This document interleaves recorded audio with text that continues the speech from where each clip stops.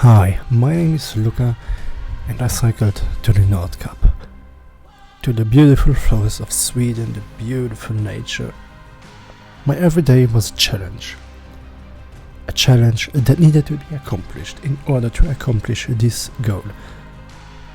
I made new friends, I did life-changing experiences that nobody can take away from me, and it changed my perspective on the Scandinavian countries. I did not only cycle to Nordkap, I also cycled in Iceland, and not only was it a normal bike tour, it was for good cause. I cycled for good cause to build schools in Africa. It's been a hard project of mine, and so I accomplished it. A trip of around 4,000 kilometers was awaiting me to change my life forever. So as you see, I'm not cycling alone anymore. I'm cycling with Dante from Switzerland, a lovely retired man, 62-year-old, and I met him in Finland, 50 kilometers before the Norwegian border, and yeah, we decided that we would cycle together to the Nordkap. Maybe eventually during the trip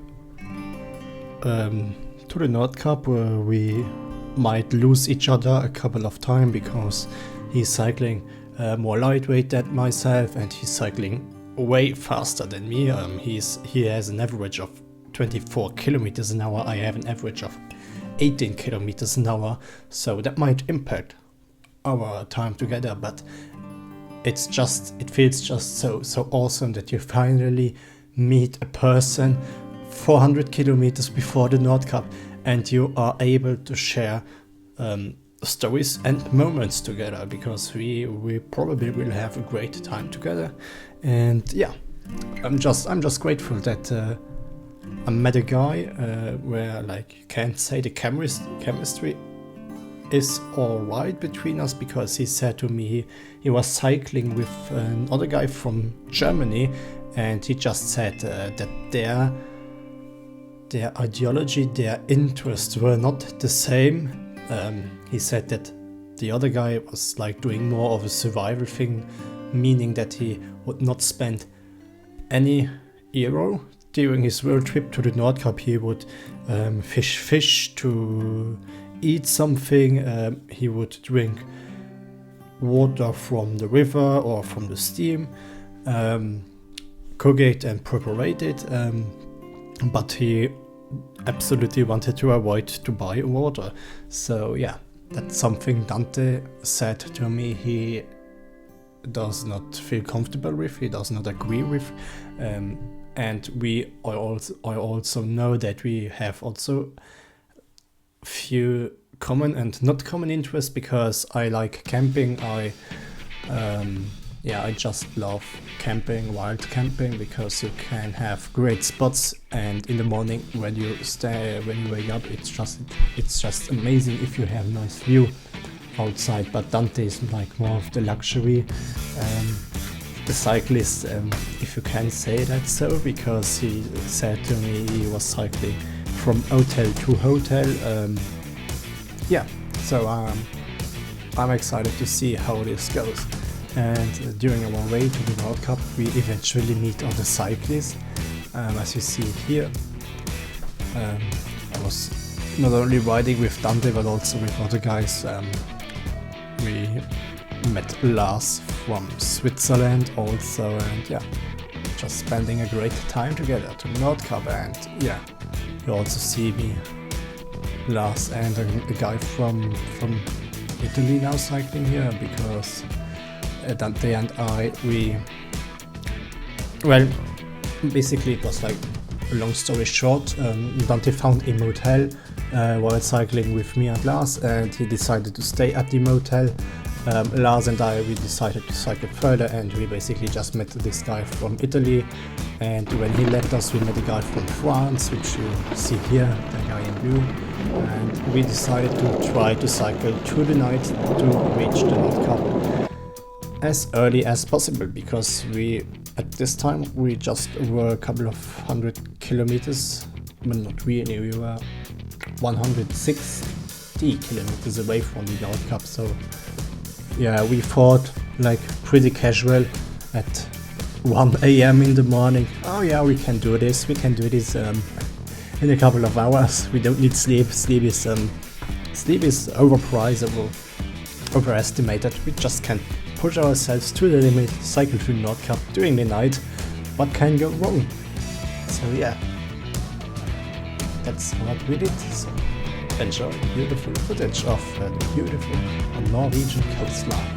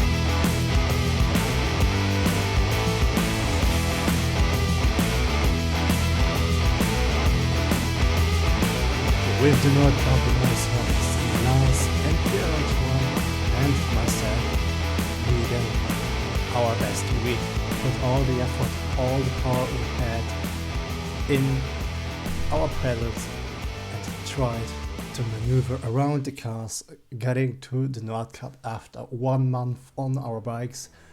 This was just such a great moment. It was a very heartful moment, a very emotional moment when we finally reached the Nordkap. We were just so grateful. We got our stickers. We were just so grateful to finally arrive at the Nordkap. Because the last 24 hours or maybe longer were very exhausting. We cycled through the night, did over 200 kilometers, and yeah, as you see, we are just crumbling around this barrier here. We're very exhausted, and yeah, it's just an incredible moment when you see this little ride, a dot 30 kilometers away already, and you know, oh gosh, you have one more mountain to do, one crazy mountain, because you have to imagine when you cycle out of the Nordkap tunnel, you cycle basically 3 kilometers just uphill with an elevation of around 10 to 12%, and then you come out. Then it's like 10 kilometers is good because you have to do 50 kilometers to get to the Nordkap. The next 10 kilometers, they will be doable, but then hell begins. After you leave Honningsvåg, after 6 kilometers, it's just a hell of a climb. It's one of the first mountains you have on this particular route. You have 30 kilometers to cycle, and you are doing almost 1,000 meters uphill. It's just incredible. It's just incredibly exhausting after 24 hours of cycling. But when you reach the Nordkap, you get this beautiful view, oceans as wide as you can see, no end inside. Then you just put your bike, as they do, next to the building, go towards the globe, go towards your end destination, and say, damn, I made it. I finally made it to the Nordkap after 1 month of cycling. It's just incredible. It's just undescribable in words. I just can encourage everybody to try it themselves. Give yourself a push, give yourself a challenge, and do it. Don't think long about it, just do it. You get these incredible views as I have here with my tent. I put my tent just in front of the cliff. It is just amazing. Just an amazing view when you stand up, when you wake up in the morning, and you make breakfast for everybody. In the morning we sat there and made breakfast for the 3 of us. It's just an incredible moment, and as it happens to be, Dante and I, we were still in contact. We just missed on the Nordkap because he forgot to tell me that he was there, but our journey has not ended yet. We will meet eventually again in Alta, as we discussed further.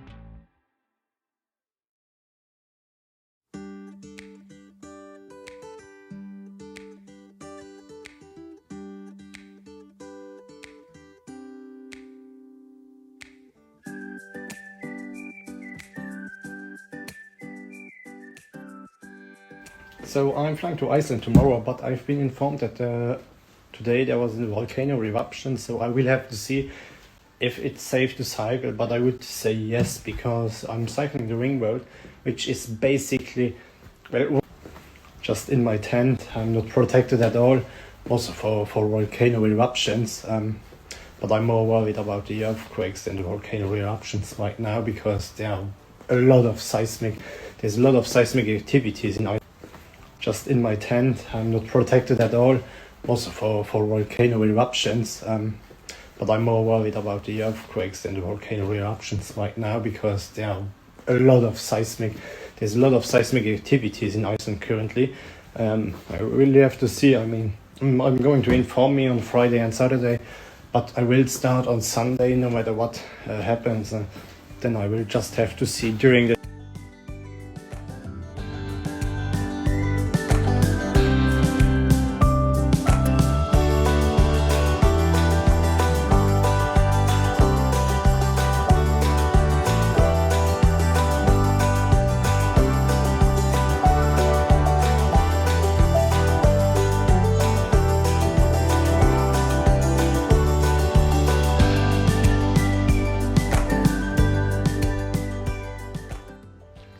I'm now heading to the old airport. Plane's going to take off in about 1 hour. Then I'm flying to Oslo. We'll wait for about 4.5 hours there before I fly to Copenhagen and then to Reykjavik in the night. I'm very excited.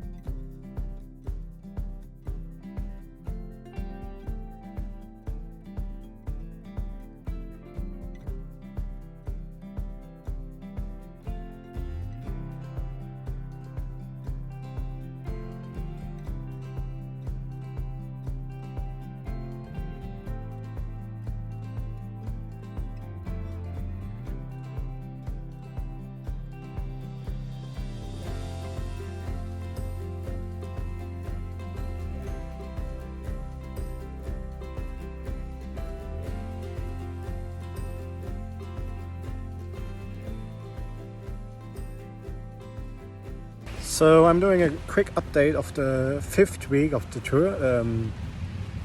It was nothing special. I took a week rest. Now I'm in Iceland. I did 160 kilometers or so today, from Reykjavik all the way up a little bit. It was nothing special today, except that here in Iceland it's rainy, it's windy. I did not get in a hotel today. So I'm now camping outside at I think it's 8 degrees or so. It's really cold, it's windy, it's wet, it's good conditions to be sick in a few days. But anyways, with the airplanes I had some issues though. When I was in Oslo, I received an SMS that my second plane, my plane to Copenhagen, had a delay of 35 minutes. So I would have to run at the Copenhagen airport, and then I received a second SMS that basically the airplane has a delay of 60 minutes and I would not get my airplane to Reykjavik last Thursday to this Thursday to Friday. And then I went to the service point and asked them what I could do, and the ladies were so kind. They came back to me because I was in the lounge actually, and one of the ladies came back to me, said to me they are trying to book me on another airplane that would have a seat left, which worked. So I ran all the way through the airport because the boarding had already started. I just caught the airplane. I was really happy about that. And then, I flew to Copenhagen, and then in last airplane for that day, I got a surprise because I have had no idea what I booked, and apparently I booked business class. So yeah, it was really, really nice, that experience. And I can understand people who buy a business class because of leg room, freedom, and nice food you get when you're booking business class. I mean, you can look at it this way. Somehow I would say I would have deserved this a little bit of luxury. I mean, most of the time I'm trying to camp, but sometimes I also go to hotels because every few days I need to recharge my batteries. A little bit of luxury is a must somehow for all the stuff. But yeah, that was it about last week or fifth week. Nothing special, just a few problems. But now I'm on tour again.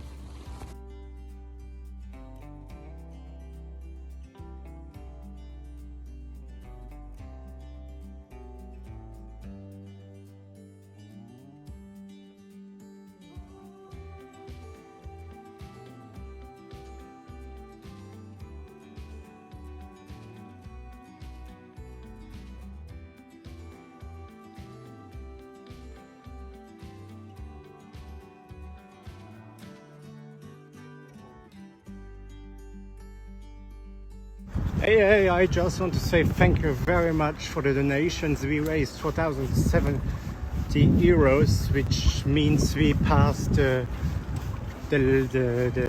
goal. I'm very, very thankful.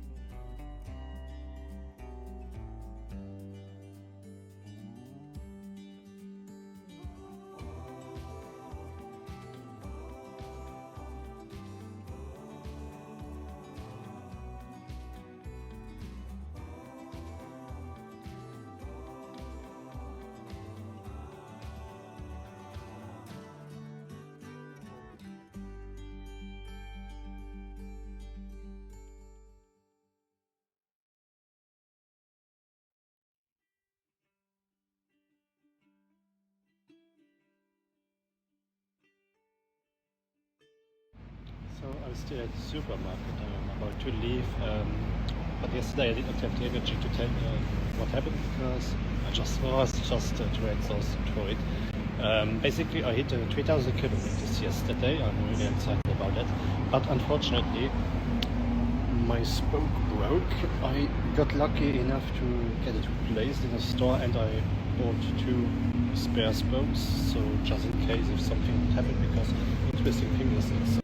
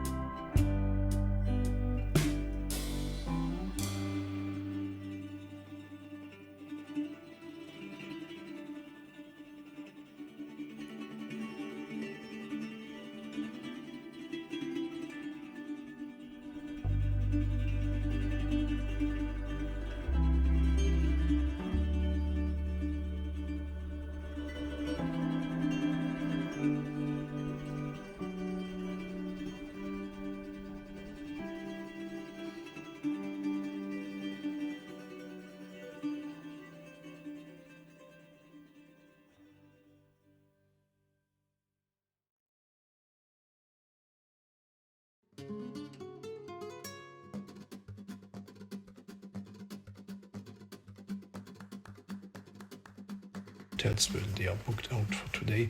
But just in case, if I could not cycle today or tomorrow, I might be able to get a hotel room tomorrow. So I will take another day off, and yeah, then it will be stressful to get to Reykjavik, but at least I will be closer to Reykjavik, and I will do the most elevation meters now in this section, which I'm going to skip. So that's also a positive point about skipping this part, to not force my knee. Basically to just avoid any major injury. I think it's the better idea to just take the bus and I really achieved the 4,000 kilometers at latest when I'm cycling back from London. So yeah, I just need to accept the situation now, and yeah, you can't change what you can't change, and health is better. Health is more important in this tour. And, just want to avoid any major injuries. So yeah. Let's see how it goes.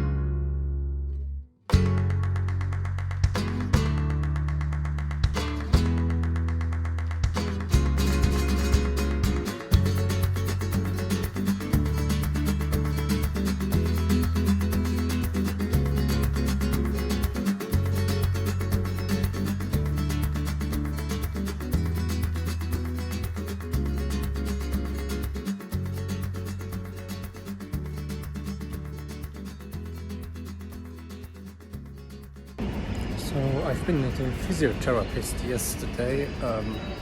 Wanted to do a quick update because he told me I will be able to continue cycling on Friday, so I'm really happy about that. Basically what he did, he stung little needles in my knee and my muscles around it. Then I don't know, he injected something like at the dentist that your teeth will fall asleep. Basically my knee fell asleep, and I'm taking arnica cream and heat deep, and I can tell you heat deep is just burning hell out of me.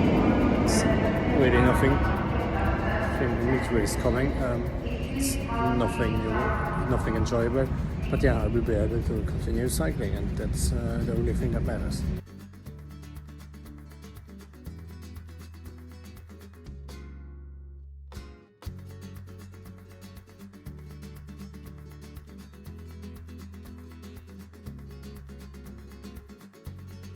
So quick update, my rear rack, it's broken. There are like 4 connection points to hold all your gear, and 2 of them are broken.